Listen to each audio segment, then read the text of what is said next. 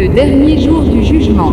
Beaucoup de nos jours continuent toujours à croire aux enseignements sans fondement, ni réflexion élargie qui nous enseignent qu'il y a un homme qui connaît tout ce que nous faisons, et le jour du jugement dernier, il va s'asseoir sur son trône, en appelant chacun de nous par son nom pour lui montrer les images de ses anciens actes passés sur la terre, afin de lui donner la récompense de son dernier sort. Si c'est le cas, on peut se poser la question: combien des humains sont morts depuis la création de la terre? Et combien n'est-ce par jour?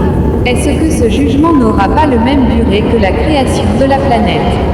Car tous les morts depuis la création et les vivants n'entendent que le jugement dernier. Non, mes fraternels, tous ceux qui sont comme l'évolution de la technologie d'aujourd'hui, ne viennent que de l'imitation de la pensée ou mémoire de l'homme, c'est-à-dire la technologie n'est fait que imiter l'homme.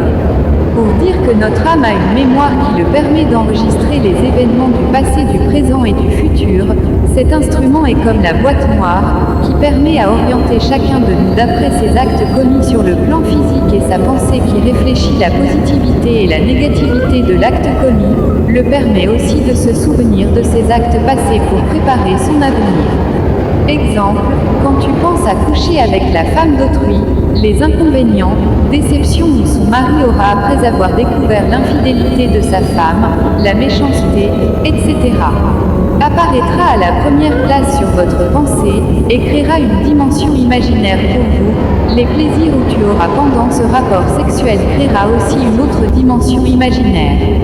Si tu as trouvé que coucher avec elle est utile, les caprices de cette dimension imaginaire deviendra une réalité dans votre vie du présent, futur ou dans les incarnations.